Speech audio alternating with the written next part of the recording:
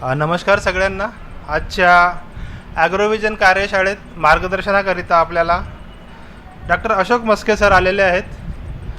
सरांचा परिचय असा आहे की सर प्राध्यापक आहेत आणि विभाग प्रमुख आहेत कृषी अभियांत्रिकी विभाग नागपूर इथे. आणि सर आपल्याला लहान शेतीसाठी यांत्रिकरण संधी याविषयी मार्गदर्शन करणार आहेत. तर मी सरांना विनंती करतो की त्यांनी व्यासपीठावर यावे आणि सगळ्या शेतकऱ्यांना मार्गदर्शन करावं. शेतकरी बंधू भगिनींनो नमस्कार. आजच्या या कार्यशाळेमध्ये आपल्या शेतीमध्ये आपण बघतो आहे की पहिले आपल्याकडे शेती भरपूर होती, नंतर शेतीमध्ये विभाजन होऊन आता प्रत्येक शेतकऱ्याजवळ हे शेती आता पहिल्यासारखी जास्त राहिलेली नाही. मध्यम भूधारक अल्पभूधारक शेतकरी यांची संख्या वाढलेली आहे. त्यामुळे आजचा जो विषय आहे हा विषय लहान शेतीसाठी यांत्रिकीकरणाचा काय फायदा होईल या संदर्भात आहे. यामध्ये मी प्राध्यापक अशोक मस्के इथे ॲग्रिकल्चर कॉलेज महाराजबाग नागपूर इथे विभाग प्रमुख कृषी अभियांत्रिकी विभागामध्ये कार्यरत आहोत. आणि आज आपण त्या संबंधीची माहिती इथे बघूया.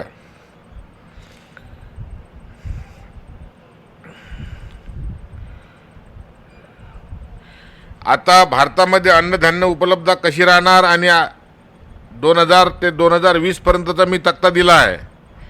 यामध्ये आपण बघत आहे की लोकसंख्या हे मिलियनमध्ये आहे, म्हणजे 10⁶. तर ही अशी वाढत आहे. तृणधान्य जे आपल्याला पाहिजे होतं रोज पोळी वगैरे भाकर वगैरे खाण्यासाठी ते जवळपास 400 ग्रॅम प्रतिदिवस आवश्यक आहे, तीसुद्धा आपल्याला कमी भेटत आहे. आणि परंतु ते 2000, 2009, 2020 पर्यंत वाढत गेलेली आहे. नंतर कडधान्य म्हणजे तुरीची डाळ किंवा इतर डाळी ते सुद्धा आपण आपली आवश्यकता जास्त आहे, परंतु आपल्याला त्यापेक्षा कमी भेटत आहे. तसंच तेल जे आपण आपल्या याच्यामध्ये खातो ते सुद्धा आपल्याला 30 ग्रॅम प्रतिदिवस पाहिजेत, ते सुद्धा आपल्याला पाहिजे त्या प्रमाणात नाही. दूध 200 ग्रॅम प्रतिदिवस आपल्याला अपेक्षित आहे, आवश्यक आहे, ते सुद्धा कमी आहे, परंतु ते वाढत आहे. 2020 पर्यंत त्याचं आपल्याला उपलब्धता वाढत आहे. तसेच फळेसुद्धा आणि भाजीपाला तुम्ही बघत आहे इथे की यामध्ये हे जे आपल्याला रोज लागणारे आवश्यक पदार्थ आहे, तर हे पदार्थ हे आपल्याला उपलब्धता याची वाढत आहे दिवसेंदिवस. आणि हे भेटणं हे मिनिमम रिक्वायरमेंट आहे शरीराची, तेवढे भेटले पाहिजे. यासाठी आपली जी काही क्रियाशील जमीन धारणा होती सुरुवातीला, ती आता म्हणजे अति अल्प शेतकरी जे राहिले ते जवळपास 63% शेतकरी ते आहे. आणि त्यांचं जमीन क्षेत्र त्यांच्याकडे जे एकूण जमिनीपैकी जमीन 100%पैकी जवळ 18.8% आहे. जे लहान शेतकरी आहे त्यांच्याकडे जवळपास त्यांची संख्या जवळपास 19% आहे. आणि त्यांच्याकडे जमिनीचं टोटल जमिनीचं एकूण जमिनीपैकी 20.2% क्षेत्र त्यांच्याकडे उपलब्ध आहे. नंतर मध्यम शेतकरी यांची जमीनधारकाची संख्या जवळपास 17.1% आहे. आणि त्यांच्याकडे जे जमीन क्षेत्र आहे ते सगळ्यात जास्त आहे, म्हणजे 47.8 आहे. म्हणजे मध्यम शेतकरी खूप आहे. नंतर मोठे शेतकरी हे फार कमी प्रमाणात राहिलेले आहे. मोठे याची जी टक्केवारी आहे हे फक्त 1% आहे. आणि त्यांच्याकडे जे एकूण जमीन क्षेत्र आहे ते 13.2% आहे. त्यामुळे याच्यावरून आपल्याला असं लक्षात येऊन राहिलं आहे की मोठे शेतकरी जे होते त्यांना त्यांचं कुटुंब वाढत गेल्यामुळे त्या जमिनीची विभागणी होत गेली. काही जणांनी जमिनी विकत गेले. त्यामुळं जमिनीचा जो जमीनधारकता जी जास्त एकराची पाहिजे होती ती नाही आहे, ती कमी कमी होत गेलेली आहे. नंतर यामध्ये आता जमिनीमध्ये जे काही यांत्रिकी पॉवर आहे, यांत्रिकी शक्ती कशी वाढत गेलेली आहे. तुम्ही जर 80-81चा पिरियड पाहिला तर त्यामध्ये म्हणजे हे आकडे सगळे मिलियनमध्ये आहे. म्हणजे याला 10 याला गुणाचा आहे 10⁻⁶ म्हणजे 5,48,000 एवढे ट्रॅक्टर्स होते 80-81 मध्ये. ते आता तुम्ही 2020मध्ये पाहता जवळपास 3,50,00,000 एवढे झालेले आहे. म्हणजे ट्रॅक्टरची संख्या ही वाढत आहे. कारण का तुम्हाला माहीत आहे आता बैल वागवणंसुद्धा शेतकऱ्यांना परवडणं असं झालेलं आहे. कारण का त्यांचा चाऱ्याचा प्रश्न आहे, त्यांना लागणाऱ्या माणसाचा प्रश्न आहे. त्यामुळे ट्रॅक्टरची संख्या वाढत आहे. पॉवर टिलर होते तर पॉवर टिलर हे जवळपास 80,000 होते, तर ते जवळपास आज 2,00,000 पॉवर टिलर झालेले आहे. म्हणजे हे सुद्धा वाढलेलं आहे. विद्युत पंपाचं सुद्धा प्रमाण तसंच वाढलेलं आहे. डिझेल पंप वाढलेले आहे. कारण की इरिगेशन वाढत आहे, त्याला लागणारी जी काही लिफ्टिंग डिव्हायसेस आहे, पंप आहे, डिझेल इंजिन आहे, तर अशाप्रमाणे त्याचीसुद्धा याची वाढ होत आहे. म्हणजे आपण याच्यावरून एक अंदाज येतो आपल्याला की 1980 पासून तर आतापर्यंत आपल्या शेतीमध्ये यांत्रिकीकरणाचा भाग हा वाढत जात आहे. नंतर आपण जर ह्या 2-3 महत्त्वाच्या स्टेटचा जर अभ्यास केला, जसं पंजाब आहे, हरियाणा आहे, महाराष्ट्र आहे, तर पंजाबमध्ये सगळ्यात जास्त शक्ती किलोवॅट एका हेक्टरमध्ये वापरला जाते आणि त्याची उत्पादकतासुद्धा जास्त आहे. तसंच हरियाणामध्ये पंजाबपेक्षा कमी शक्ती वापरला जाते पॉवर, परंतु प्रति हेक्टर, पण त्याची उत्पादकता तेवढीच आहे पंजाब एवढी, आणि महाराष्ट्रामध्ये ती अतिशय कमी आहे. म्हणजे एकूण भारतामध्ये ही साधारणतः 1.35 किलोवॅट प्रति हेक्टर एवढं पॉवर, मेकॅनिकल किंवा इलेक्ट्रिकल जेकडे काही पॉवर आहे हे उपलब्ध आहे. आणि त्यांची उत्पादकता ही 1723 किलो पर हेक्टर एवढी उत्पादकता आहे. आता याच्यामध्ये आपल्याला प्रश्न आहे की बा शेती यांत्रिकीकरणामध्ये येणाऱ्या काळात कोण्या बाबीवर भर द्यावा लागेल. यामध्ये बघतो आपण का ऊर्जा वापर दर वाढविणे, शेतीमध्ये आपण पॉवर वाढवला पाहिजे. आता ह्युमन पॉवर तुम्हाला माहीत आहे मजूर मिळत नाही, बैलाचं आहे तर बैल सगळे लोक पाडू शकत नाही, आणि त्यामुळे इतर मेकॅनिकल किंवा इलेक्ट्रिकल पॉवर कसा वापरता येईल किंवा सोलर पॉवर कसा वापरता येईल हा एक अभ्यास याच्यामध्ये फार अतिशय आवश्यक आहे. कारण का येणारी भविष्यातली शेतीमध्ये राबणाऱ्याची संख्या हे कमी होत आहे. तुम्हाला माहीत आहे जुने लोक जे शेतीमध्ये त्यांच्यामध्ये जे काही शेतीमध्ये कष्ट करण्याची ताकद होती किंवा हिंमत होती ती नाही. त्यामुळं आता मेकॅनिकल पॉवर त्या शेतीमध्ये वाढवल्याशिवाय, तुम्हाला माहिती आहे आता आपण सोयाबीन सोंगताना किंवा आपला हे या भागामध्ये जर गेले तुम्ही चंद्रपूर, भंडारा वगैरे, तर लावणीच्या वेळेस भाताच्या किंवा भात सोंगताना एकाच वेळेस सगळे कामं येतात आणि त्यावेळेस मजूर उपलब्ध. आपल्याकडे मजूर नाही हा इश्यू नाही आहे, परंतु आपलं जे काही मोनोकल्चर क्रॉप आहे, जसं पॅडी तर पॅडी, धानच धान, आणि धानामध्ये त्याची रोवणी एकाच वेळेस येते आणि त्याची कापणीसुद्धा एकाच वेळेस येते. मग सगळ्या शेतकऱ्यांना त्यावेळेस मजुराची आवश्यकता असते आणि अशा वेळेस मग ते मजूर तिथे उपलब्ध होत नाही. तसेच इकडे आपण कपाशी वेचण्याचा कार्यक्रम आहे, सोयाबीन सोंगण्याचा कार्यक्रम आहे, हा भाग असाच आहे. मग ऐन कामाच्या वेळेस किंवा ते गहू सोंगण्याचा कार्यक्रम आहे, तर अशा वेळेस आपल्याला एका वेळेस मजूर मिळत नाही. मजूर आपले इथं उपलब्ध आहे, परंतु एकाच वेळेस सगळे कामं येत असल्यामुळे ते आपल्याला मजूर उपलब्ध होत नाही. आणि त्यामुळे आपल्याला हे मेकॅनिकल पॉवरकडे वळणं, जसं रिपर आहे, हार्वेस्टर आहे, कंबाईन हार्वेस्टर आता लोक वापरत आहे, मोठे मोठे शेत आहे त्यांची. नंतर शेतीमध्ये आधुनिक संवर्धित शेती मशागतीचा वापर वाढविणे. नंतर उच्च गुणवत्तेच्या शेती अवजारे वापरामधून वेळेवर शेतीकाम होण्यावर भर. याचं एक उदाहरण तुम्हाला देतो आपण. याचं म्हणजे उच्च गुणवत्तेचे शेती अवजार म्हणजे कसं की आपण आता पहिले नांगरणी करतो, नांगरणी केल्यावर ढेकलं निघतात, ढेकलं निघाल्यावर त्याला फोडासाठी पुन्हा कल्टिवेटर करतो किंवा नंतर वखरणी करतो, हा सगळा भाग. यापेक्षा जर फक्त रोटावेटरच मारून दिलं तर तुमचा हा सगळा भाग एका याच्यामध्ये कव्हर होऊन जातो.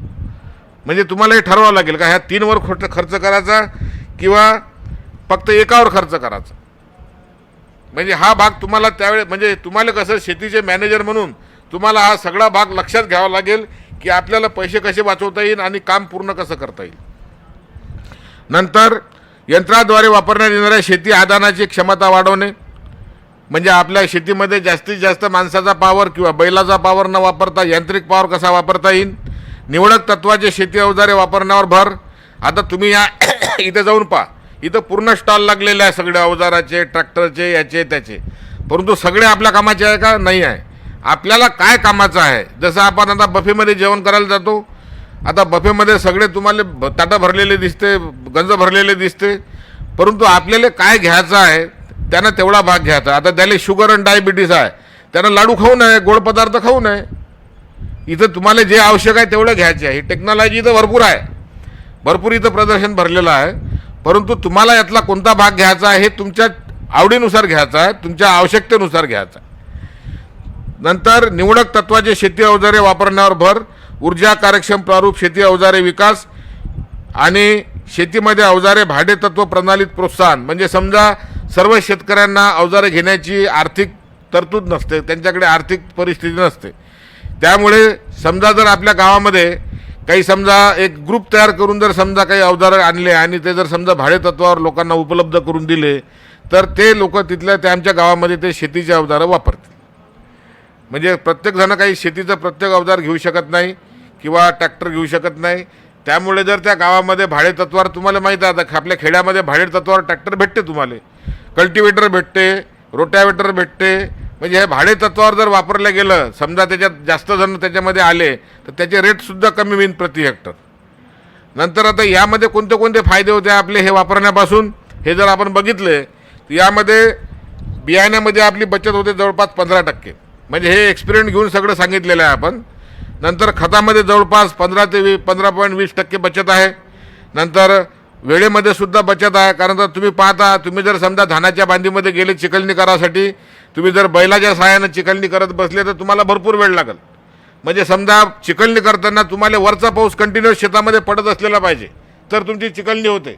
ज्याच्याकडे ओलीत आहे तो भाग वेगळा, तो केव्हाही चिखलणी करू शकते. पण ज्यांच्याकडे ओलीत नाही आणि ओलीत नसताना जर त्याला चिखलणी करायची आहे तर त्याला वरच्या पावसावर अवलंबून राहावं लागेल.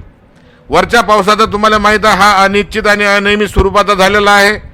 पहिले 8-8, 10-10 दिवसाच्या झड्या राहत होत्या, पावसाचं कंटिन्युअस येणं चालू राहत होतं, कमी इंटेन्सिटीचा पाऊस होता, त्यामुळे चिखलणी करणं त्यांना सोपं जात होतं.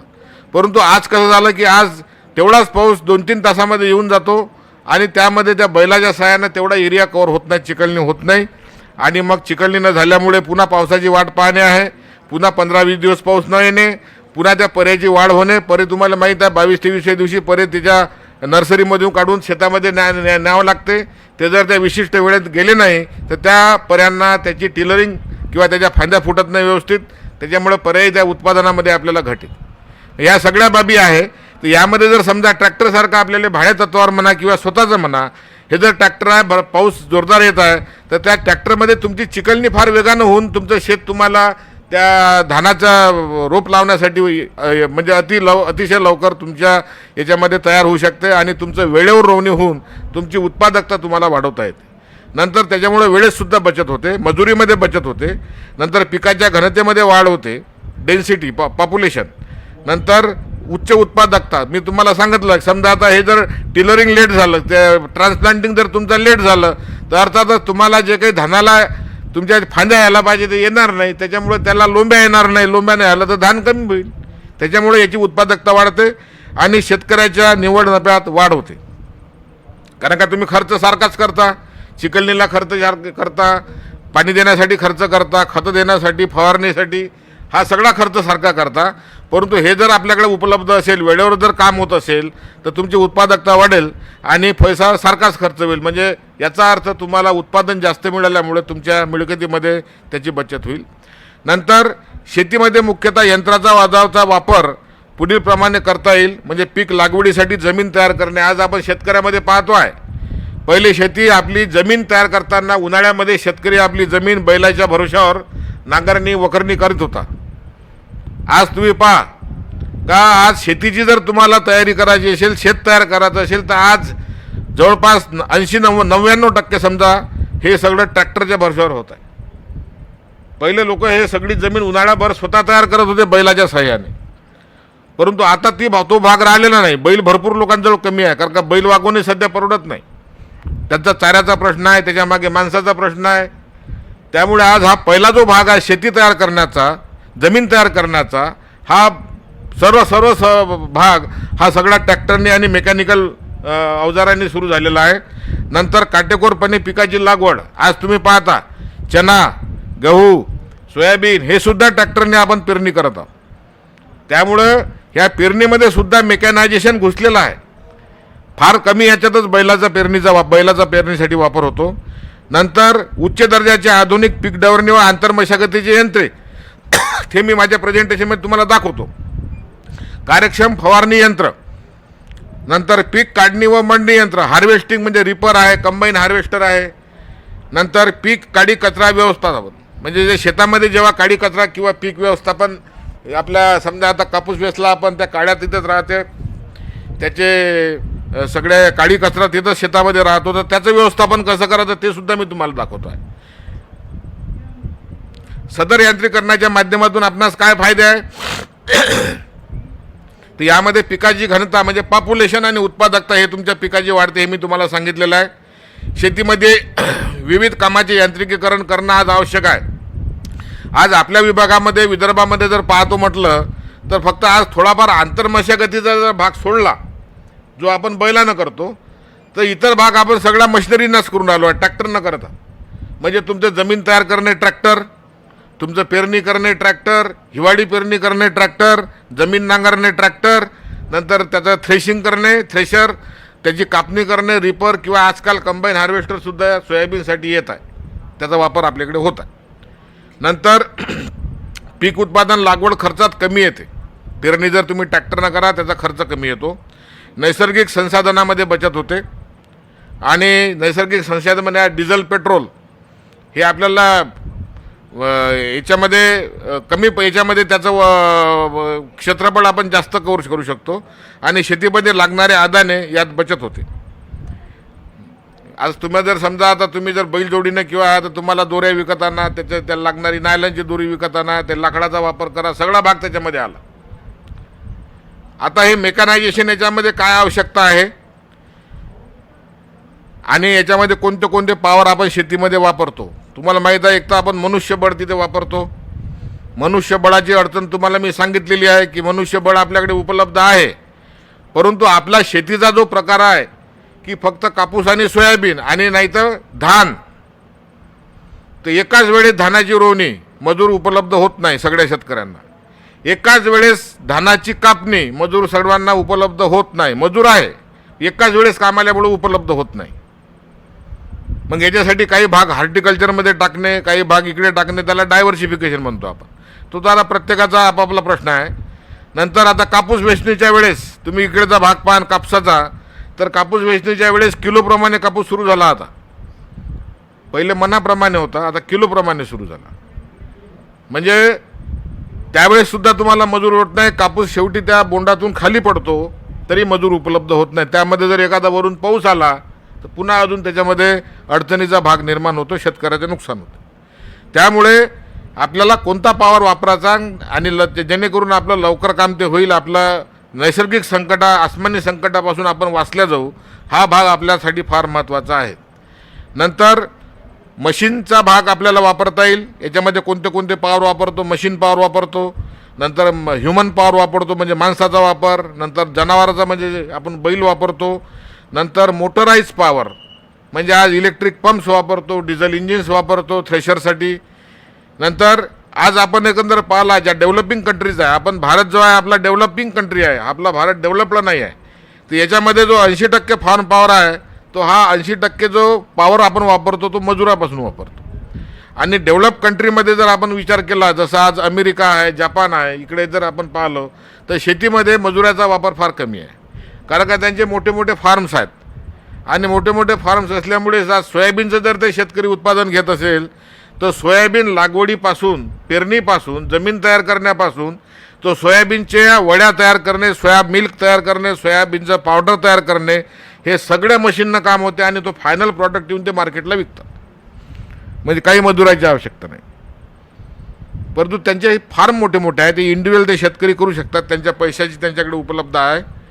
नंतर याच्यामध्ये प्रोडक्टिव्हिटी मेकॅनायझेशन ॲग्रिकल्चरमध्ये का महत्त्वाचं आहे ते तुम्हाला मी ऑलरेडी सांगितलं आहे. लँड आणि लेबरची प्रोडक्टिव्हिटी आपण वाढवतो. नंतर work output per unit time म्हणजे वेळेचं तुम्हाला शेतीचं मी सांगितलं की समजा आज पाऊस आहे, आज चांगली जमीन आहे, आज पेरणी आवश्यक आहे, परंतु आपल्याकडे मग वेळेवर बैलजोडी सापडत नाही, किंवा बाकीच्या सापडली तरी ते जास्तीत जास्त 1 हेक्टर वगैरे किंवा 2-3 एकर पेरणी करेल. आपलं 10-12 एकर पेरायचं असेल तर आपल्याला ट्रॅक्टरनं केलं तर आपली वेळेत बचत होईल, कमी पैशामध्ये होईल, आणि त्याला साजेशा सॉईलमध्ये सजेशा माती आणि ओलाव्यामध्ये ते पेरणी आपल्याला करता येईल.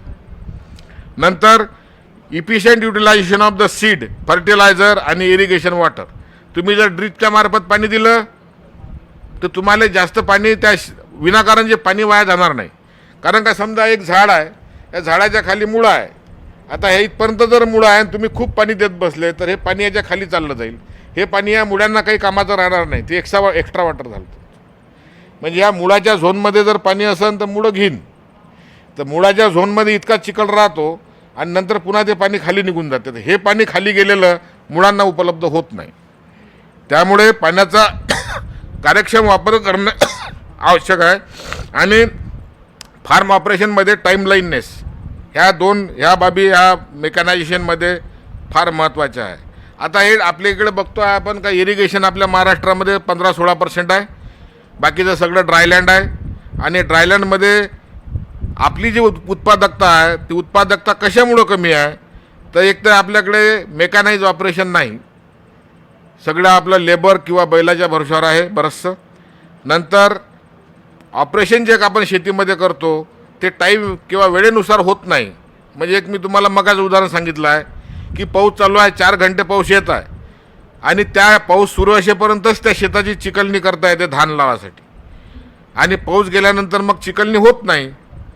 तर मग अशा वेळेस तुम्हाला त्या वेळेत तेवढं ऑपरेशन करणं आवश्यक आहे, त्याला म्हणतो आपण टाईमलाईननेस. आणि ते जर तेवढं ऑपरेशन झालं नाही तर मग तुम्हाला पुन्हा पाऊस येण्याची वाट बघावं लागेल. तो जर 15-20 दिवस उशिरा आला मग तोपर्यंत तुमचे परे तुम्हाला तिथंच ठेवावं लागेल नर्सरीमध्ये सीडलिंग, का पुन्हा चिकलणी झाल्यावर मग काढता येईल त्याला. आणि तोपर्यंत त्याचा पिरियड वाढून जातो. 23 दिवसाच्या आतमध्ये त्याला ट्रान्सफर नर्सरीमधून शेतामध्ये करणं आवश्यक असते. तर हा भाग त्याच्यामध्ये आहे.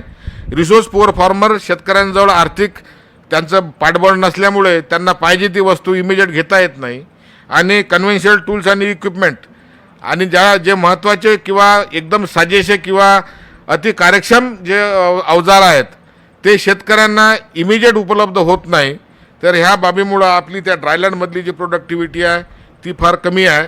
आणि याची आपल्याला मेकॅनायझेशनची काय गरज, प्रिसिजन प्लांटर, स्प्रेयर्स आणि इंटरकल्चर मशिनरी.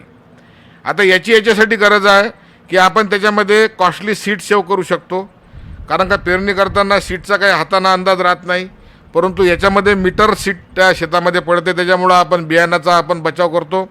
नंतर वेळेवर आपली सोईंग होते. मी आता तुम्हाला याचं पॅडीचं उदाहरण सांगितलं आहे धानाचं, आणि त्याची इफिशियन्सी जास्त राहते, कार्यक्षमता. स्प्रेयरसुद्धा इन्सेक्ट आणि पेस्ट कंट्रोल करायसाठी आपण स्प्रेयरचा वापर करतो आणि इंटरकल्चर मशिनरीचा वापर करतो. यामध्ये आपण आता बघतो आहे की एक सगळ्यात चांगली इम्प्लिमेंट आहे ब्रॉड बेस फरो. आता हे ब्रॉड बेस फरो आहे, परंतु आपण याला वापरत नाही. म्हणजे पेरणी करतो, सगळं करतो, परंतु थोडंसं त्याच्यामध्ये जर ब्रॉडबेसमध्ये केलं तर आपली उत्पादकता किती वाढते हे तुम्ही एक वर्ष अनुभव घेऊन घ्या. हे मी तुम्हाला आता इथे फिगरमध्ये सांगतो की हे बघा, ही आहे ब्रॉड बेस फरो, तुम्हाला यामध्ये दिसेल. हे बघा, हे ट्रॅक्टरनं होते पेरणी आणि उताराच्या आडव्या दिशेनं करावं लागते.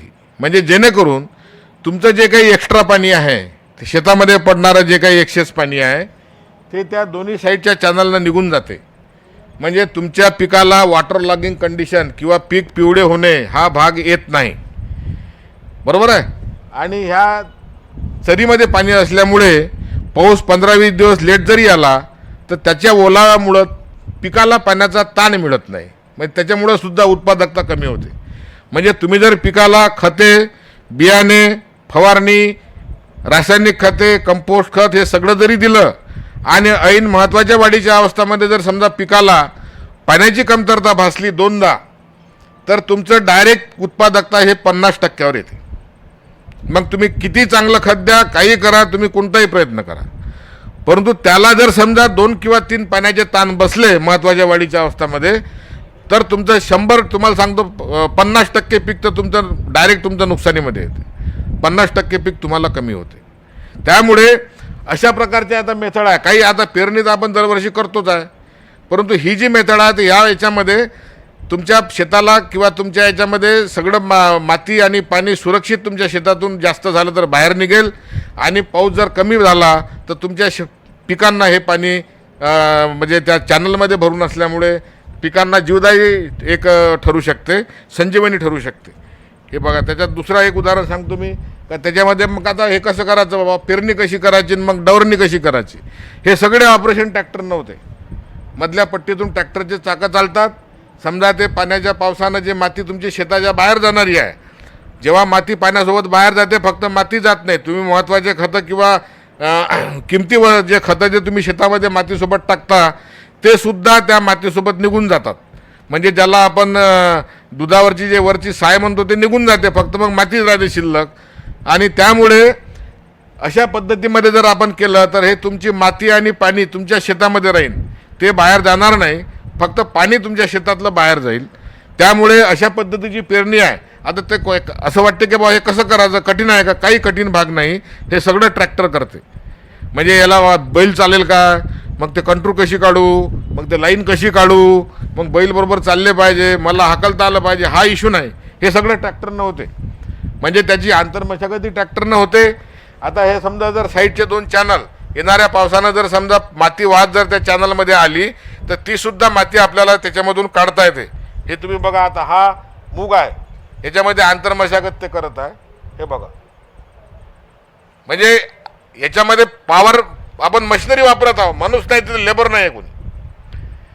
याच्यामध्ये फक्त तो ड्रायव्हर आणि ट्रॅक्टर याच्या सहाय्यानं हे सगळ्यात चांगली मेथडॉलॉजी आहे, सगळ्यात चांगली पद्धत आहे. हे आपल्या शेतीमध्ये जर आपण राबवली तर आज मला वाटते की या नुसत्या एका पद्धतीमुळं आपलं उत्पादन 15 ते 20% वाढते. कारण काय, जास्त पाण्यामुळं पीक खराब होत नाही आणि कमी पाण्यामुळेही पिकाला ताण बसत नाही. दोन्ही बाबी याच्यामध्ये आपण साध्य करत आहोत. दुसरी अशी बाब आहे की या बाबी व्यतिरिक्त आपल्या शेतामध्ये जे काही न्यूट्रिएंट्स आहे त्या मातीमध्ये आपण टाकलेले किंवा खत टाकलेलं आहे ते सुद्धा तुमचं खत वाहत जात नाही किंवा तुमची माती सुद्धा वाहत जात नाही. म्हणजे हा भाग आहे, साधी टेक्नॉलॉजी आहे. फक्त तुम्हाला ट्रॅक्टरनं ते पेरायचं आहे. उतार असेल तर उताराला आडवं पेरायचं आहे किंवा आडवा तिडवा उतार असेल तर कंट्रोल लाईननं पेरायचा आहे. हा भाग आहे.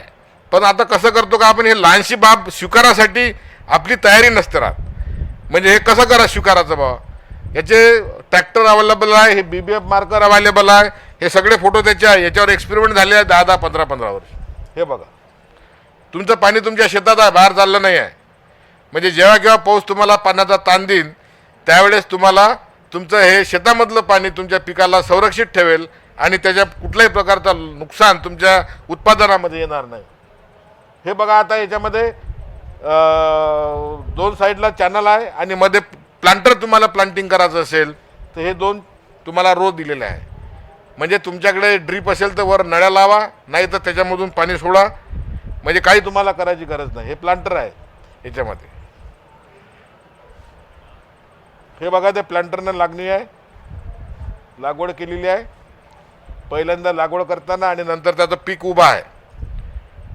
म्हणजे आता तुम्हाला असं वाटतं की इथं मजुराची आणि बैलाची आवश्यकता आहे. मग हे काम जरी प्रत्येक शेतकरी ट्रॅक्टर घेऊ शकत नसला, पण गावामध्ये एखादं जाऊन श्रीमंत लोक असतात ते वापरतात, घेतात ट्रॅक्टर. फक्त ही आयडिया त्याच्यामध्ये टाकायची आहे. ट्रॅक्टर आहे, ड्रायव्हर आहे, हे मशीन घेऊन त्याच्यात फक्त आयडिया टाकायची आहे आणि आपल्या शेतामध्ये वापरायची आहे. एवढा भाग आहे. फक्त आता एवढं आहे की ती आपल्याला आपली मानसिकता बदलावं लागेल. आता मजूर नाही, बैल नाही, तर ह्या बाबीमध्ये ही जी टेक्नॉलॉजी आहे ही टेक्नॉलॉजी आपल्या शेतामध्ये अंतर्भूत करणं फार आवश्यक आहे. हे बघा, आता हे जर वर घेतलं तर इथं ड्रिपर लावले आहे, त्याच्यामध्ये आपण सऱ्या फाडलेल्या आहे.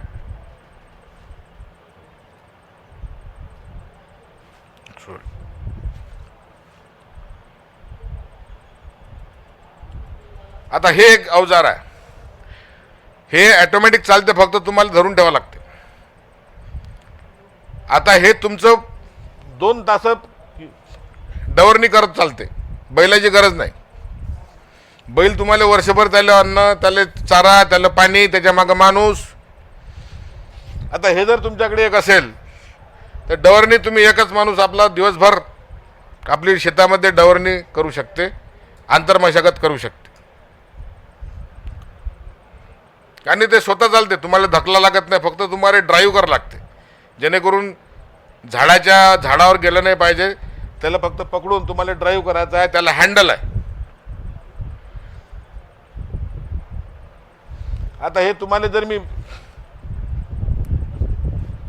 हे बघा, तुम्हाला जे मी मगा BBF दाखवलं त्याच्यावर गहू लावलेला आहे बघा, त्याच्यामध्ये हे पूर्ण गावाची लागवड त्याच्यावर केलेली आहे. आणि इकडे साईडला तुम्ही बघा कोबी लावलेली आहे. म्हणजे आपल्याला असं, तुम्ही मागचा जर भाग पाहिला हा ट्रॅक्टरचा, तर तुम्हाला असं म्हणजे बैल नाही तर मग मी काय करू असा भाग नाही आहे. हे सगळे ऑपरेशन ट्रॅक्टर नव्हतात, मी तुम्हाला सांगितलं सगळे ट्रॅक्टरनं ऑपरेशन झालेले आहे. म्हणजे हे बाब आपल्या शेतीमध्ये आणल्याशिवाय आपल्याला आता भविष्यात पर्याय नाही आहे. कारण का मजूर काम करायला तयार नाही, आपल्याकडे बैलजोड्या नाही, बैल चारासाठी माणसं जायला तयार नाही. हा सगळा भाग आहे. कारण असं आहे की आता तुम्हाला एक याच्यामध्ये सामाजिक स्तर कसा उंचावतो ते सुद्धा सांगतो मी. सामाजिक स्तर म्हणजे कसं की आज खेड्यामध्ये शेतकऱ्यांची जी काही पातळी आहे, आज सामाजिक पातळी जे म्हणतो, तर शेतकऱ्याकडे असं लोक कमी नजरेनं पाहतात. शेतकरी आहे बा किंवा बैल, मग आपले जे मुलं असतात त्याची शेती वगैरे करायची इच्छा असते, परंतु ते बैल घेऊन कसे जायचे. तेच जर त्याच्याजवळ ट्रॅक्टर असला तर तो खुशीनं जातो, जीन पॅन्ट घालून ट्रॅक्टरवर बसून कॅप मॅप लावून मग एखाद्या इंजिनियरसारखा शेती करू शकतो. म्हणजे याच्यामुळं सोशल स्टेटससुद्धा तुमचं वाढते, सामाजिक स्तरसुद्धा उंचावला जाते. बरोबर आहे का? म्हणजे ह्या जर हे साधन सामग्री जर आज आपण शेतीमध्ये टाकली तर बैलाच्या मागं कोणी जाणार नाही, कारण का त्याला ते कमतरता वाटते. परंतु एखाद्या मशीनच्या मागं किंवा हे, तर त्याला एखादा प्रयोग केल्यासारखं वाटते का बाबा मी काहीतरी इंजिनियर आहो आणि मी काहीतरी शेतीमध्ये करून राहिलेलो आहो. म्हणजे हा कन्सेप्ट आणणं आज काळाची गरज झालेली आहे तुम्हाला सांगतो शेतामध्ये. आता हे जे उत्पादन आहे, तर हे जर गव्हाचं उत्पादन आपण BBF वर घेतलं आणि साध्या शेतामध्ये घेऊन पहा, एकदा प्रयोग करून पहा. तुम्हीच करा प्रयोग, तुम्ही शास्त्रज्ञ आहे, हे बाकीच्या शास्त्रज्ञाचा आहे का? परंतु तुम्ही तुमचा एक प्रयोग करा आहे की बा 1 एकर मी गहू असा लावतो आणि 1 एकर मी गहू असा लावतो. तुम्हीच सारखं त्याला खत द्या, सारखं पाणी द्या आणि तुम्हीच उत्पादन पहा तुम्हाला किती भेटते. स्वतःच तुम्ही शास्त्रज्ञ आहे, तुम्हीच रिझल्ट त्याचा निकाल लावा का कोणतं चांगलं आहे आणि याच्यामध्ये काय खर्च आला आपल्याला आणि त्याच्यामध्ये काय खर्च आला. हे बघा, हे आता तुम्ही धान सोंगला, धान कापल्यानंतर पुन्हा धान वगैरे त्याच्यामध्ये जो काही ओलावा असतो, कारण का तुम्हाला माहीत आहे धानाच्या बांधीमध्ये आपण पाणी साचून ठेवतो. धानाच्या बांधीमध्ये पाणी साचून ठेवल्यामुळे ती जमीन नेहमी ओली राहते आणि धान कापल्यानंतर तुम्हाला ताबडतोब त्याच्यामध्ये मशागत करता येत नाही जोपर्यंत पाणी जमिनीतलं सुकत नाही तोपर्यंत. आणि म्हणून अशा वेळेस आपल्याला जर त्याच्यामध्ये डायरेक्ट उतारा पीक म्हणतात त्याला, की हाय त्याच पाण्याच्या रेसिड्युअल मॉइश्चरवर, हाय त्याच जमिनीमध्ये उपलब्ध असलेल्या पाण्यावर आपल्याला जर पीक काढायचं असेल तर अशा प्रकारचे सीड्रिल आहे त्या डायरेक्ट त्या शेतामध्ये चारतात आणि हो चालते हो, तर आपल्याला डायरेक्ट त्याच्यामध्ये पेरणी करता येते. म्हणजे काही शेतीची वाही वगैरे करण्याची आवश्यकता नाही. आता याचा तुम्हाला तिथं डिटेल दिलेला आहे, त्याची किंमत किती आहे, कॅपॅसिटी किती आहे, ऑपरेशन कॉस्ट किती आहे हे तुम्हाला दिलं आहे, त्याचं सेविंग किती दिलेलं आहे, त्याचं बेनिफिट पर इयर किती मिळू शकतं तुम्हाला. हे तुमचं रोटावेटर आहे, तुम्हाला सगळ्यांना माहीत आहे. रोटावेटर ताबडतोब पेरणीसाठी जमीन तयार करते, ओलावा नष्ट होण्यापूर्वी अल्प खर्चात शेतमशागत होऊन दुबार पीक घेता येते, पिकाची फनकटे काढून जमिनीत मिसळल्या जाते, म्हणजे जमिनीमधला ऑर्गॅनिक कार्बन वाढतो. म्हणजे वादबादी कार्बन जर जमिनीतला वाढला तर त्याची पाणी धारण शक्ती चांगली राहते, इमिजिएट पाणी खाली जात नाही, पिकाला पाण्याचा ताण पडत नाही वरचा पाऊस नाही आला तर.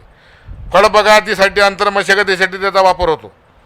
हे नंतर लाईट वेट पॉवर टिलर आहे, हे सुद्धा तुमची जमीन तयार करण्यासाठी त्याचा वापर करता येतो. नंतर हे रोटावेटरची डायरेक्ट बघा तुम्ही, आता हे शेतामध्ये किती कचरा आहे आणि रोटावेटरनं पाहते शेत डायरेक्ट पेरणीसाठी तयार होत आहे, तुमच्या समोर आहे. हे बघा रोटावेटर. म्हणजे आज गहू आपला चना आपलं सोयाबीन काढल्यानंतर जर गव्हासाठी जमीन तयार करायची आहे, चण्यासाठी तयार करायची आहे, मग त्याला नांगरणी वखरणी डवरणी आपलं नांगरणी वखरणी करण्यापेक्षा, कल्टिवेटर करण्यापेक्षा डायरेक्ट रोटावेटर मारायचं. म्हणजे एका ऑपरेशनमध्ये सगळं तुमची शेती डायरेक्ट पेरणीसाठी उपलब्ध होते. नंतर हे बघा, याच्यामध्ये मस्टर्ड सीड वगैरे पेरण्या किंवा मस्टर्ड सीडसारखे इतर जर बियाणं असेल ते पेरणीसाठी सुद्धा अशा प्रकारचे सीड ड्रिल आपले शेतकरी घेऊ शकतात. नंतर हे लँड लेवलर आहे. नंतर पॅडीमध्ये पहा, आता धानामध्ये नर्सऱ्या, धानामध्ये जी नर्सरी आहे ती धानामध्ये त्याला मॅट नर्सरी म्हणतो आपण, ते त्या मॅट नर्सरी कशी तयार करणे. नंतर हे मॅट नर्सरी ट्रॅक्टरनं डायरेक्ट कशी पेरणे, हे बघा 2-3 फोटो तुम्हाला दिसत आहे. म्हणजे कारण तुम्हाला सांगतो, हा इतका क्रिटिकल पिरियड असतो की तुमची नर्सरी तयार असते, तुमच्या चिखलणी झालेली असते, परंतु तुमच्याकडे हे लावणीसाठी मजूर नसते, याच्यामुळं खोळंबते. आणि त्यामुळं अशा प्रकारचे अवजारं जर त्याच्यामध्ये आपण समाविष्ट केले, आपल्याकडे जर समजा गावा पातळीवर 4-5-6 जरी असले तरी मजुराचा आपल्याला जे काही अति आवश्यकता आहे ती आपण कमी करू शकतो. नंतर हे बघा नर्सरी, आता समजा आपल्याला रोवणी नाही तर काही लोक धान पेरतात. हे तुम्हाला जे चित्रामध्ये इकडच्या दिसते ते हे बघा, हे याला छिद्र आहे, त्याच्यामध्ये धान भरतात बियाणं आणि ते चिखलामध्ये फिरवतात. तुम्हाला लाईनमध्ये तुमची पेरणी धानाची होऊन जाते. म्हणजे तुम्हाला जसा रोवणी करता तसाच धान निघतो तो, म्हणजे त्याच्या रोमधलं अंतर बरोबर मेंटेन होते. नंतर इम्प्रूव्ह डायरेक्ट पॅडी सीडर, याच्यामध्ये सुद्धा पहा की त्याच्यामध्ये धान भरलेलं आहे त्या सिलेंडरमध्ये आणि ते फिरत राहतात. एका लाईनमध्ये तुम्ही जशी रोवणी करता तसाच तो धान निघतो. आता हे आंतरमशागतीचं आहे. आंतरमशागती म्हणजे ड्रायलँडसाठी सुद्धा जसं आपण याचा वापर करतो लेबरचा, ती बाई आता त्या याच्यामध्ये आपली आंतरमशागत करत आहे. नंतर आपण बैलजोडीनं करत आहोत. नंतर सेल्फ प्रॉपर्ट मागाची तुम्हाला मशीन दाखवली आहे मशागतीची, का तुम्हाला फक्त ड्राईव्ह करायची आहे, बैलाची आवश्यकता नाही. आणि नंतर हे ट्रॅक्टरची, ते तुम्हाला मी दाखवली ट्रॅक्टरने आंतरमशागत कशी करते फोटोमध्ये. हे बघा, हे म्हणजे आपल्याला समजा आज आपल्याकडे बैल नाही, परंतु हे जर आपल्याकडे असेल विडर तर आपण डायरेक्ट आपली डवरणी शेतामध्ये करू शकतो.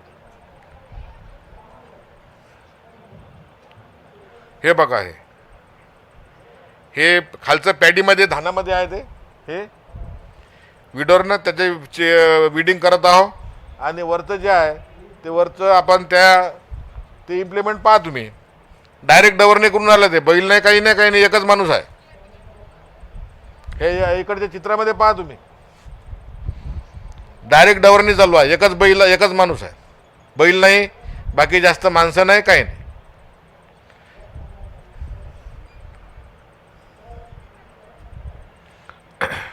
हे बघा, हे केरोसिन रंजीन आहे पेट्रोलचं, आणि हे आंतरमशागतीसाठी याचा वापर करतो आपण.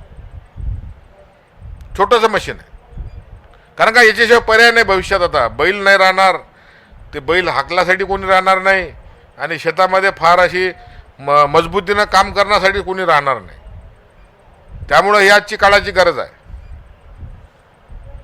हे कोनोविडर आहे, हे धानामध्ये वापरतात, कारण का धानामध्ये पाणी देताना सुद्धा त्याच्यामध्ये लहान लहान बारीक तण निघते. तुम्हाला माहीत आहे धानाला कोणी असेल तर, त्याच्यामुळं ते तण मातीसोबत मिक्स करणं आवश्यक असते. त्याच्यामुळं त्या तणातलं नायट्रोजन त्या मातीमध्ये मिक्स होते आणि ते पिकाला प्राप्त होते. हे बघा, या टाईपचे, म्हणजे सॉईल पूर्ण फिरवल्या जाते, माती पिकासाठी फार चांगलं असते. आणि त्याच्यामध्ये जे काही बारीक बारीक हिरवे रोपं असतात किंवा तण असते, ते तण मातीसोबत मिक्स केल्यामुळं नायट्रोजनचं प्रमाण मातीमध्ये वाढते. हे बघा, हा आता धानामध्ये एक आपण पाहिला की धानाची जमीन फार कडक येते. थोडासा मातीचा त्याचा पाण्याचं प्रमाण कमी झालं की अतिशय धानाची जमीन कडक येऊन जाते, आणि मग ते जमीन पुन्हा पाऊस आल्याशिवाय काही उघडत नाही लवकर. त्यामुळे हे नॉच टाईप असं कोणी असलेलं जर त्याला आपण वापरलं नांगर, तर ते आपण त्याला ती जमीनसुद्धा आपण फोडू शकतो. हा एक भाग आहे. काही नाही, जमीन आपली जर कडक असेल तर येणारा पावसाचं पाणी पूर्ण त्या जमिनीमध्ये मुरत नाही. म्हणून तुम्ही जर त्याचं डीप फ्लोईंग करून ठेवलं तर येणारं पाणी भरपूर त्या शेतीमध्ये मुरेल, आणि त्यामुळं येणारा पाण्याचा ताण जो आहे पिकाला मिळणार नाही. पाणी थोडंसं लेटही आलं वरचा पाऊस, त्यामुळं तुमची मशागत ही चांगली झाली पाहिजे, जेणेकरून येणारं पूर्ण पावसाचं पाणी त्या जमिनीमध्ये साठवून राहील. हे इंटरमिटंट आहे, म्हणजे नुसतं काहीच नाही याच्यामध्ये टेक्निक फार. डवरा थोडा थोडा वेळानं उचलायचा आहे. डवऱ्याला जानकुळाला दोऱ्या बांधायच्या आणि काही काही अंतरावर जाऊन डवरा असा उचलून द्यायचा. आला का लक्षात? त्यामुळे अशा प्रकारचे वाफे तयार होते आणि पाणी त्याच्यात साचून राहते. तंत्रज्ञान काही नाही आहे. जानकुळाला दोरी बांधणे, थोडंसं गेलं का उचलून घेणे, थोडंसं गेलं का उचलून घेणे, झालं. हे बघा, इकडे हे वॉटर लॉगिंग कंडिशन आहे. यानं पीक खराब होऊ शकते.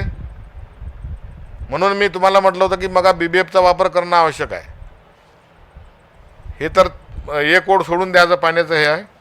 हे बघा तुम्ही आता याच्यामध्ये आंतरमशागत ट्रॅक्टरनं चालू आहे का? बैलजोडी माणसं आहे का? नाही आहे. फक्त तुम्हाला पेरणीची थोडीशी सिस्टीम बदलावायची आहे, परंतु त्याची उत्पादकता तुम्ही नंतर बघा, तुमचा त्रासही कमी होणार. हे बघा, हे कंट्रोलर आहे. असं शेत असल्यामुळे त्यांनी असे केलेले आहे. शेत असं आहे त्याच्यामुळे त्याला क्रॉसमध्ये केलेलं आहे ते. हे बघा, आंतरमशागत ट्रॅक्टर. कारण का आपण बऱ्याचशा गोष्टी आता ट्रॅक्टर मेकॅनिकल पॉवरनं करत आहोत, इलेक्ट्रिक पॉवरनं करत आहोत. शेत जमीन तयार करणे, त्याची पेरणी करणे, फवारणी करणे, नंतर त्याच्यामध्ये फक्त आंतरमशागतीचा भाग आपण थोडाफार बैलानं करत आहोत. अदरवाईज हार्वेस्टिंग, थ्रेशिंग हे सगळं आपण मशीननं करत आहोत. हे बघा, सोयाबीनचं याचं पीक आहे, मुगाचं. हे बघा, समजा जर चॅनल भरले मातीनं तर आपण ते चॅनलसुद्धा आपण साफ करतो ट्रॅक्टरने. पुन्हा ते लाईन साफ करता येते आपल्याला, म्हणजे ते पुन्हा माती वर आणता येते. हे बा मुगाचं पीक पाहिजे, सगळं मेकॅनिकल आहे, काही माणसाची गरज नाही.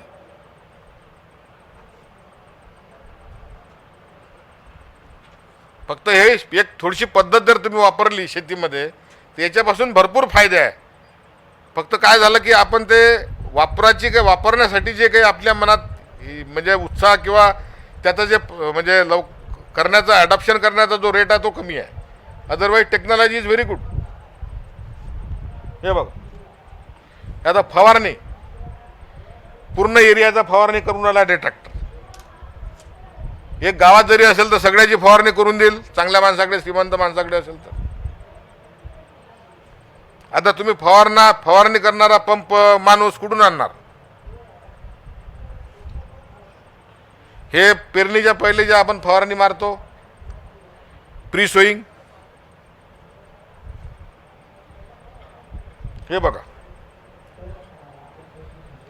म्हणजे हे शेवटी भविष्यामध्ये याच्याशिवाय पर्याय नाही आता. कारण का एवढ्या हार्ड शेतीमधलं काम करणार कोण? हे बघा, चना डस्टिंग, पावडर फेकणे. हे आता समजा ट्रॅक्टर नाही, बैलाच्या सहाय्यानं सुद्धा फेकता येते. ते बैलाच्या सहाय्यानं फवारणी करत आहे. नाही माणूस सापडला तर बैलाच्या सहाय्यानं सुद्धा फवारणी करता येते. हे रिपर आहे कापणीसाठी. माणसाची हे नाही, डायरेक्ट रिपर तुमचे कटिंग करून देते. हे बघा रिपरचे ऑपरेशन.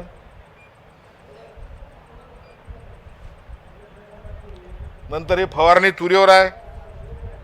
तुरीवर आपली अळी येते, तुम्हाला माहीत आहे. हे डायरेक्ट तुरीचं हार्वेस्टिंग, थ्रेशिंग, कापणे आणि त्याच्यापासून डायरेक्ट थ्रेश करणे. सोयाबीन, गहू हे चालू आहे आता सध्या. गव्हाचं हार्वेस्टिंग आपण करत आहोत कंबाईन हार्वेस्टरनं.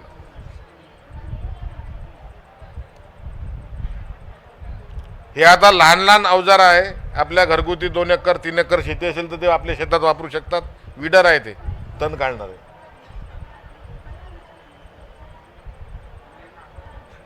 हे आहे कंट्रोल BBF काढणे.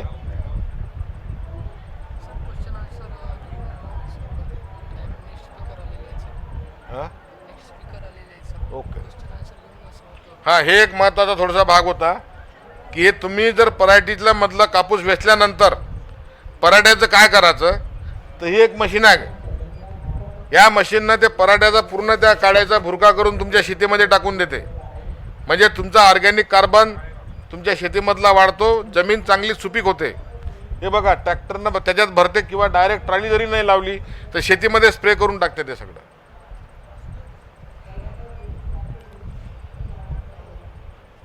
धन्यवाद. तुमचा काही हे असेल प्रश्न असेल तर विचार.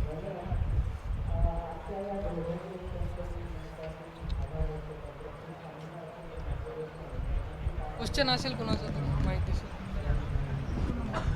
फोन नंबर देऊ आहे माझ्याकडे नंतर.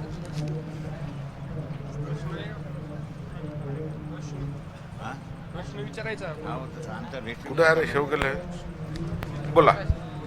हॅलो सर, हा आपण पराठीचे इथं आहे ना? धसकट बारीक करून शेतात वाळवले तर मातीतून काही कीड रोगाचा प्रादुर्भाव होणार नाही का? नाही नाही, हे कसं करता आपण त्याला बारीक करतो पावडर. जसं उधळीचा प्रादुर्भाव, नाही नाही काही होत नाही. बुरशी. आता समजा बोंडळी मागच्या वेळेस आली होती, त्या बोंडामध्ये अळी होती, त्यावर्षी नाही केलं तर चालते. परंतु ज्यावेळेस हा प्रादुर्भाव नाही आणि अशा वेळेस नाहीतरी आपण तर पराठ्यात शेतात ठेवतोच ना. हो पराठ्या शेतात ठेवतोच आपण. ठेवतोच. हा, किंवा आपण जे काही आहे ते आपण बोंड वगैरे किंवा पराठीचे पानं बैलाला खाऊ घालतो, गाईला खाऊ घालतो, ते शेण पुन्हा आपण शेतामध्ये टाकतो, त्याच्यातून जातेच ते. शक्यतोवर अवॉइड करता येईल. परंतु हे जर पावडर टाकलं डायरेक्ट शेतामध्ये तयार करून तर डायरेक्ट तुमच्या शेतीमध्ये आणि शेती तुमची चांगली शेतीची प्रत सुधारते. सर, यावर्षी हुमणीचा प्रादुर्भाव मोठ्या प्रमाणात आढळला, तर त्याच्यासाठी उपाय? हुमणीचा भाव, मी इंजिनियर माणूस आहे आता, ते त्याला तुम्हाला कीटकशास्त्रवाल्याला विचारावं लागेल. हो. हे माझं इंजिनिअरिंगचं आहे सगळं प्रेझेंटेशन. हा, माझा 8459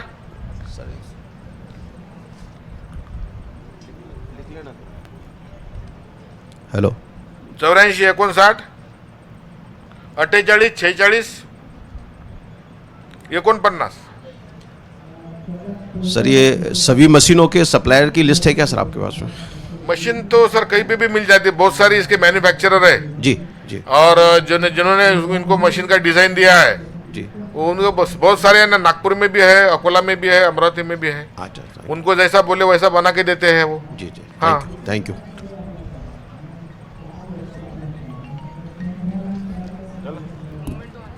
Hello, दे ना मग. sir. Can you repeat your contact number? Can you repeat your contact My number? contact number is 8459 484649. Phone केले का लोक? Sir, excuse me, sir. हाँ sir. Where do I get this presentation? Can you send me on my email? Presentation I can send you. You have save my number, no? Yes. Just to save it. This is my WhatsApp number. Okay, sir. I will send it on WhatsApp. Sir, may I know your good name? Because I joined late. Ashok Maske.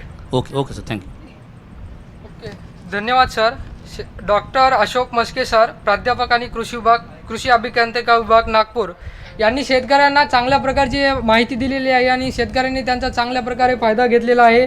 त्यांनी माहितीमध्ये zero till drill, शेतकऱ्यासाठी वेगवेगळे प्रयोग कसे स्वतः करावे, त्यांनी शेतकऱ्यांनी कसा स्वतः शास्त्रज्ञ वेगवेगळे प्रयोग करून बनावं हे त्यांनी सांगितलेलं आहे. तसंच आपल्याला झिरो टिलची माहिती दिलेली आहे. आणि मी आता doctor Naresh Meshram sir, senior scientist of CCRI यांना रिक्वेस्ट करतो की डॉक्टर अशोक मस्के सर यांना मोमेंटो देऊन स्वागत करावे. प्लीज मोमेंटो घेऊन या.